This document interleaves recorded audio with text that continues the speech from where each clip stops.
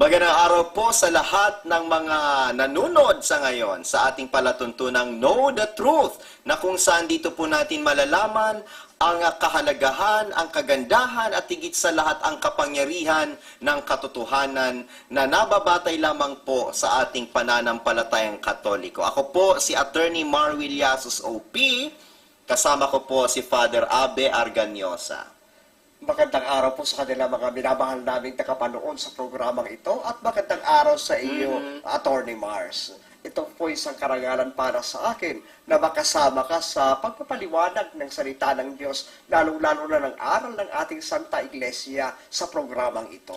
Alam mo, Father, matagal na rin po tayong nagkakasama sa pagtatanggol ng ating pananampalataya. Nagsimula po ako sa Defensores Fidei Foundation bilang isang apologist, Catholic apologist, at ang aking specialization sa kabatiran ng nakararami ay yung tinatawag nating Mariology o yung tungkol sa ating mahal na Birheng Maria. At ako ay nagbibigay ng mga talk sa mga parokya at sa mga komunidad. At doon kami nagkasama ni Father Abe Arganyosa sa Defensores Fidei Foundation, na kung saan mula noon ay lagi na po kaming magkasabay na nagtatanggol sa ating pananampalataya. Ay, totoo po iyan, Attorney Mars. At hindi po lamang iyan, marahil ay inyong napapansin ang aking paulit-ulit na sinasabi.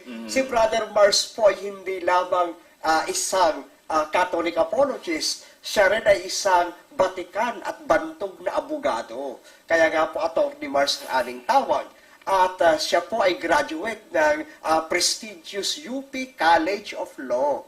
At siya po ay naging magiting na abogado mula sa lugar na iyan, mula sa University of the Philippines, na alam naman natin nagpo-produce ng best of the best sa ating mga abogado taon-taon. Sa kabila ng kanyang pagiging abogado, siya rin ay isang profesor ng mga iba't ibang universidad at kolehiyo dito sa ating bansa, dito po sa Metro Manila. At higit pa po dyan, siya rin ay isang author o may akda ng aklat hinggil sa ating pananampalatayang Katoliko. Alam mo, Father, nakakataba ng puso yung pagpapakilala mo sa akin. Alam niyo po, si Father ay siya po ang may-ari ng isa sa pinaka-top vlog sa ating bansa, yung The Splendor of the Church, na doon siya sumasagot tungkol sa mga batikos ng ibang sekta ng reliyon laban sa pananampalatayang Katoliko. At talaga naman, ginagamit ni Father at maging ako yung tinatawag nating social media. Nandyan yung Facebook, nandyan yung blog, at nandyan yung Twitter upang magamit po sa pagtatanggol ng ating pananampalatayang Katoliko. Ay, totoo po iyan, Brother Mars. Alam niyo naman, kailangan talaga natin gawin ang bagay na iyan. Sapagkat alam naman natin ngayon na very powerful tool itong media sa pagpapalaganap na informasyon sa mga tao. Alam po ninyo, Attorney Mars, ako po nagsimula sa pagiging apologist way back when I was still in high school. Ayan po yung mga panahong mga 1983, 80 to 86. Graduate po ako noong 1986. Nako, grade 1 pa lang ako noon, Father. Yeah, alam niyo, Brother Mars, bakit ako nahilig dito po sa apologetics, mga minamahal na kapatid? Sapagkat yung mga kaibigan ko at mga kaklase ko sa paaralan, may mga born again at may mga miyembro ng itong sektang tatak ng Felix Manalo. Yung tukuyin na natin yung Iglesia ni Cristo. Yeah. At dahil nga po dyan, lagi nilang tinutuligsa itong ating pananampalataya. Laging inaatake ang mahal na Birheng Maria at ang Santo Papa. Kaya po sa murang edad na yan, ay minabuti ko pong basahin ang banal na kasulatan at pag-aralan ng ating pananampalataya. At dahil po dyan, nagkaroon po ako ng pagkakataon na may pagtanggol ang pananampalataya, masagot ang kanilang mga katanungan. At nung sila naman ang aking tinatanong hinggil sa kanilang pananampalataya, sila yung nabokya, brother. Nakakatuwa po yung experience yung Father. At talaga mula nung high school pa kayo, ako naman po, Father, yung experience ko, nung ako po ay sumasama doon sa St. Peter's Men's Society, magdamagan ho kaming nakikipagdebate sa Luneta. Yung po ako nagkaroon ng experience sa Catholic apologetics, ika nga. Ito po ang masusubaybayan ng ating mga tagapanood dito sa palatuntunang Know the Truth. Talaga naman yung ating pong pagsagot doon sa mga pangunahing katanungan ng ating mga kababayan hinggil sa pananampalataya. Abangan nyo po, napakarami pong mga tanong at sasagutin po natin yan sa abot ng ating makakaya. Mga kapatid kong Katoliko, magsasama-sama po tayo to know the truth.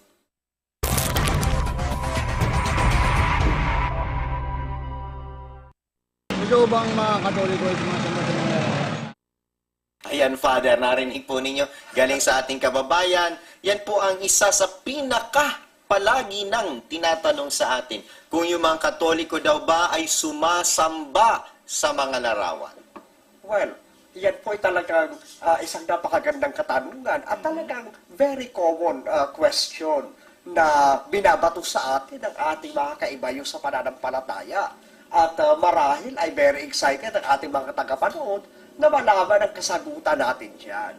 At alam mo, brother, kung babasahin po natin ang banal na kasulatan, dito po sa Matthew chapter 5, kung ang ating Panginoong Hesukristo ay nakipaglaban at nakipagtunggali kay Satanas. Mateo chapter 4 verse 10. Then Jesus said unto him, Get thee hence, Satan, for it is written, Thou shalt worship the Lord thy God, and Him only shalt thou serve. Pakibasa nga po, brother. At napakalinaw naman talaga, Father, ang binabanggit dito. Nang magkagayoy sinabi sa kanya ni Jesus, Humayo ka, Satanas, sapagkat nasusulat, sa Panginoon mong Diyos sasamba ka, at siya lamang ang iyong paglilingkuran. Ayan po, mga kapatid, at maraming salamat, Brother Mar, sa iyong pagbabasa sa talatang iyan sa wikang Filipino.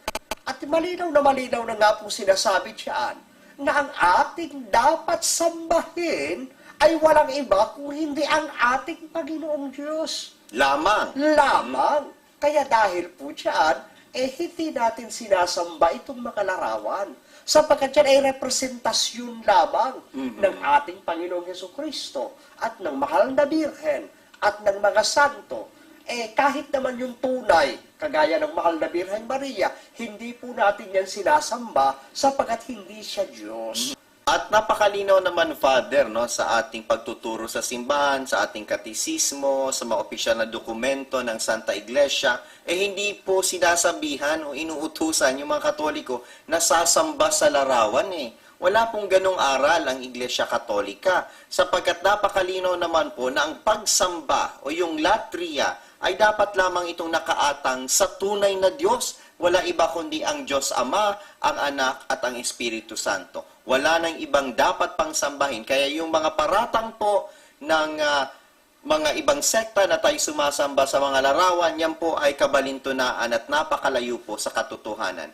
Sa katunayan po, sila po ay nagpaparatang lamang laban sa atin. Yes, at kagandahan nga po mga kapatid sa ating pananampalatayang Katoliko, ang aral po ng ating Santa Iglesia Katolika hindi lamang natin pinupuro sa iba't ibang pasugo o sa iba't ibang mga video o preacher na nagtatag ng kanilang sekta na 100, daan-daan ang pangalan.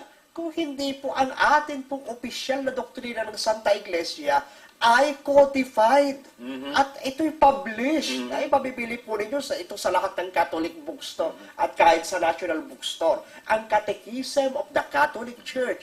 At wala po kayong makikita ni isa na nagsasabi dito sa Catechism of the Catholic Church na inuutusan kayo ng mga pare o ng Santa Iglesia na sambahin ang mga larawan. Pero ganun pa man, Brother Bars, ito po yung aking kasagutan dyan sa tanong na yan. Kung ikaw po naman yung tatanungin, paano po ninyo sasagutin itong katanungan ito? Ay kung ako po ang tatanungin, talagang sasabihan ko lang naman ang katotohanan na hindi po tayo sumasamba sa mga larawan. Nagbibigay galang lang po tayo. Wala naman po sigurong matinong tao ang sasamba sa kahoy. Wala naman po sigurong matinong tao ang sasamba sa bato. Ito po ay representasyon lamang na nagpapaalala sa atin ng mga bagay o mga taong banal, katulad po ng mga santo, ng mahal na Birheng Maria. At ni minsan po ay hindi po tayo sumamba sa mga larawang inanyuan. Sapagkat yan po, ayon sa ating pananampalatayang Katoliko, ay idolatriya o pagsamba sa mga Diyos-Diyosan na hindi naman po natin ginagawa. Pero Father, maiba ko kasi gagamitin ng ibang sekta na nakikita po kasi nila na lumuluhod tayo sa harap ng mga puon, ng mga rebulto. Kaya nung nakita nila tayo ay lumuluhod sa harapan ng mga rebulto, pinapalagay nila, o tingnan nyo yung mga Katoliko, sumasamba sa mga larawan, sumasamba sa mga larawang inanyuan. Kaya po sila ay nagkakasala ng idolatriya o pagsamba sa mga Diyos-Diyosan. Ano po yung ating tugon sa ganyang pagpuna?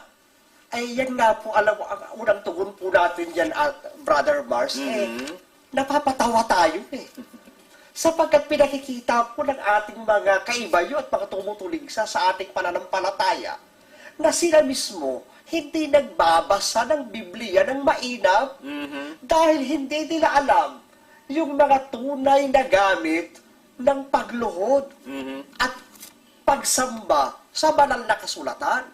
Sapagkat wala pong sinasabi sa Biblia, mga kapatid, na kapag ang isang bagay ay iyong niluhuran, ibig sabihin, sinasamba mo na siya. Sa makatwid, napakaraming ibig sabihin ang pagluhod. Ay marami Father. po. Isa nga po dito, kung maaari po ibasahin natin sa banal na kasulatan, ay ito po 1 Kings chapter 8 verse 54.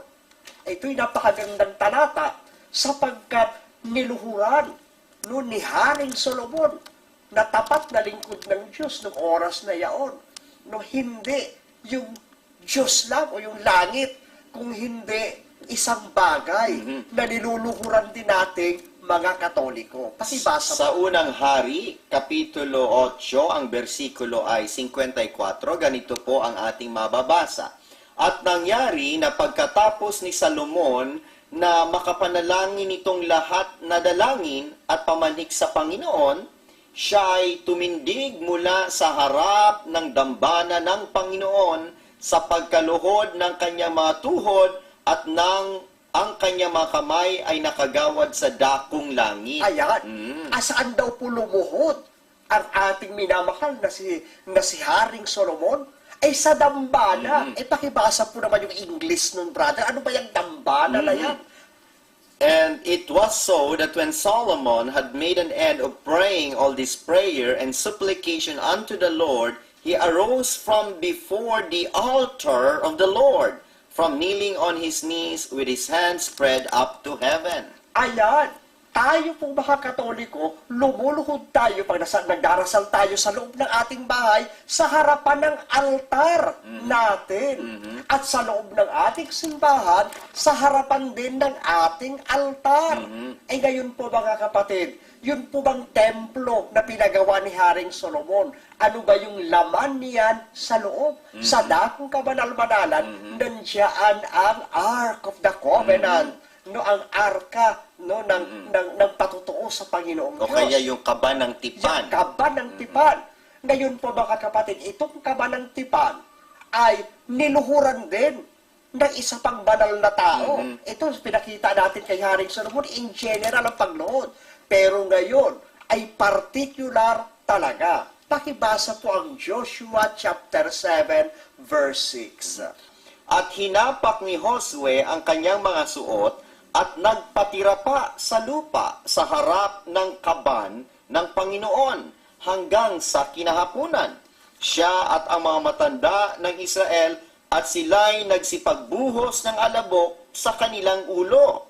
At sinabi ni Josue, ay, O Panginoong Diyos, bakit mo pinatawid ang bayang ito sa Jordan upang ibigay kami sa kamay ng mga Amoreyo na ipalipol kami, nakatigil sana kaming masaya at nakatahan sa dakong yaon ng Jordan. Thank you very much po, Brother Mars. At kitang-kita po natin ang itong alagad ng Panginoon na si Josue, Joshua, successor of Moses, ay lumuhod sa harap ng Ark of the Covenant, ng kabanang tipan ng ating Panginoong Diyos. Alam po naman nating lahat, Brother Mars, yung itsura ng kabanang tipan. Kung babasahin po natin itong Exodus chapter 25, verse 17 to 22, Diyan po natin makikita, mga minamahal na kapatid, ito pong kaba ng tipan ay gawang inanyuan sapagat yan ay may dalawang higante o napakalaking imahen ng kerubin na yari sa ginto Ayan. na pinagawa ng ating Panginoong Diyos. Kaya dyan po natin makikita, mga minamahal na kapatid, hindi masama na lumuhod sa larawan banal, sapagkat yan ay larawan ng anghel o ng isang banal sa langit.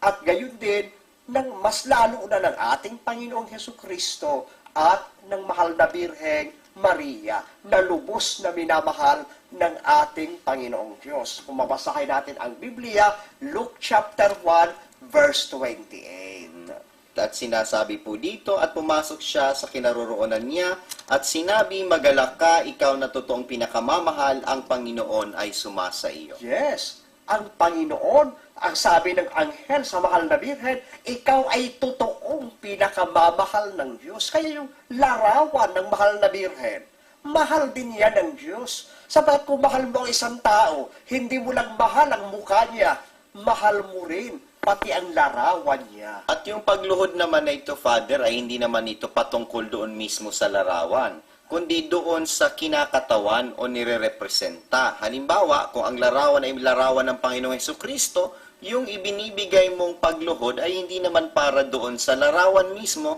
kundi sa Panginoong Hesukristo. Ay totoo po iyan, kapatid na Mars. Unang-una po, brother, hindi ko po maisip kung anong klaseng utak o anong klaseng isip meron itong mga bumabatikos sa atin.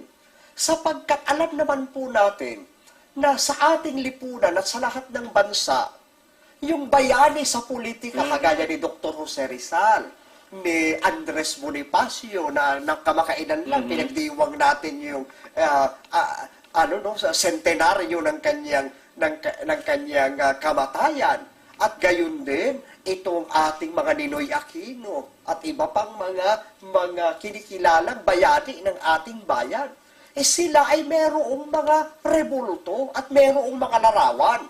At tinuturuan pa natin ang mga bata na talagang igalang yung larawan ni Rizal doon pa tayo sa harapan ng estatwa ni Rizal sa mga paaralan natin na nagsasagawa ng flag raising ceremonies.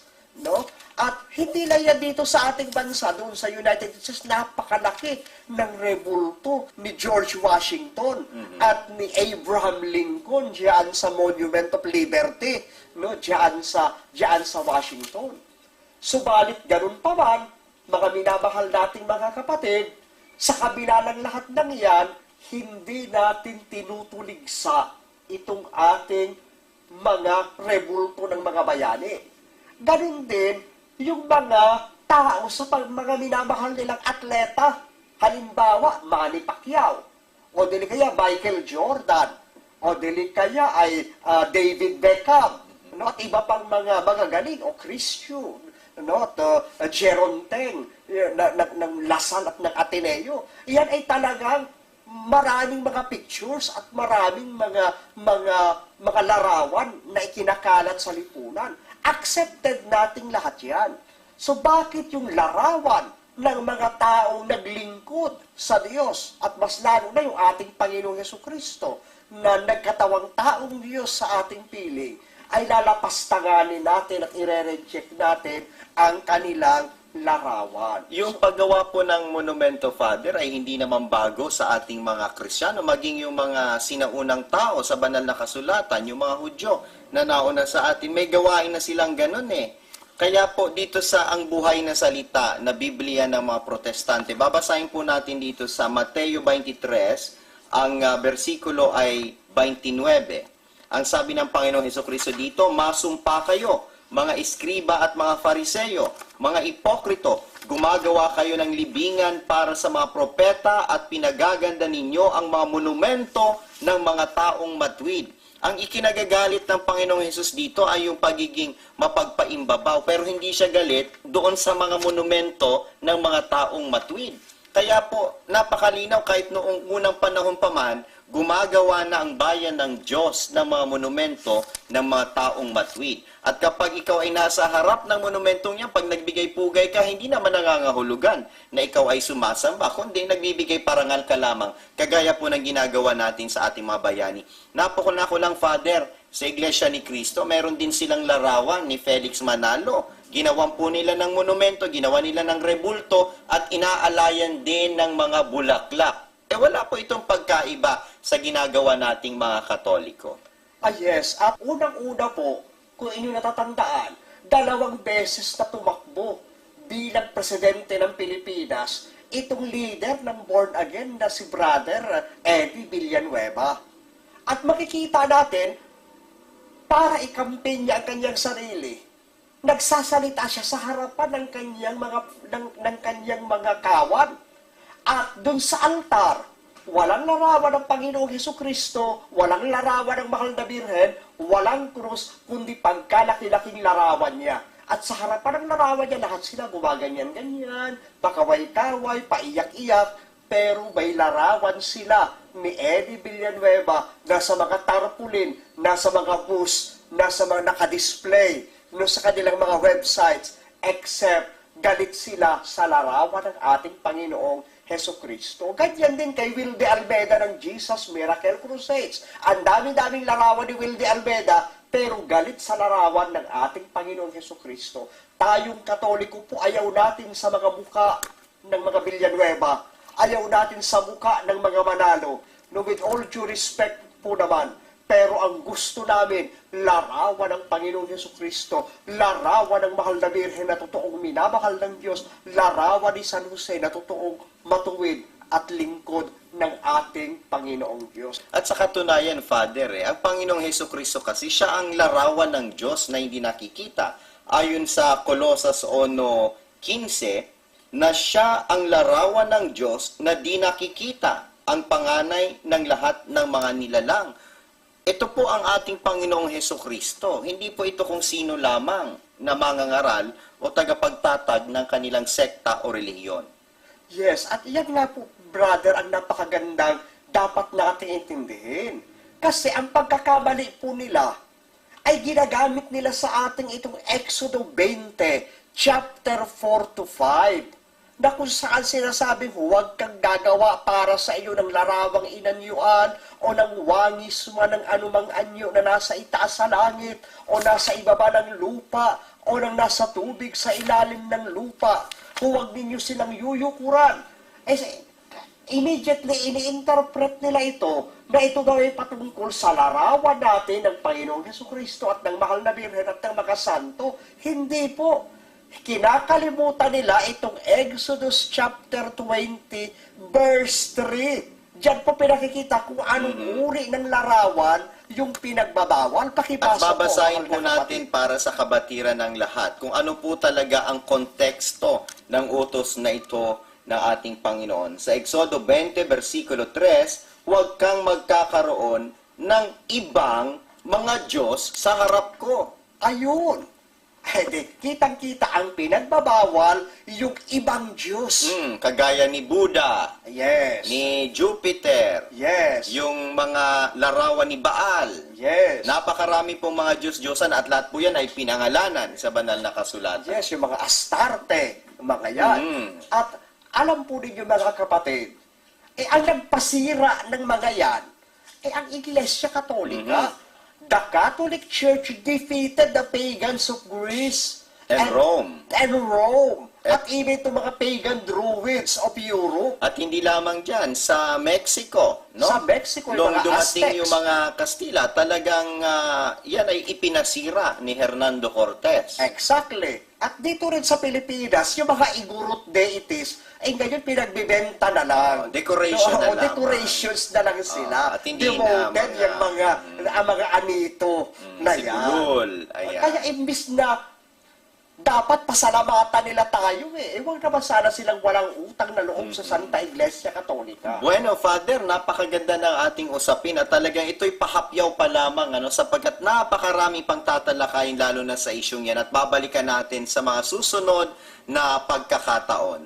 At kinukumbida natin ang ating mga tagapanood, ang ating mga kababayan na tangkilikin po natin itong palatuntunang Know the Truth na hatid po sa atin ng Children of Light Community at ng Cedar Media Incorporated. Kasama na rin po ang ating samahan, ang Defensores Fidei Foundation. At hanggang sa muli, Father, kumbidahin po natin ang ating mga tagapanood.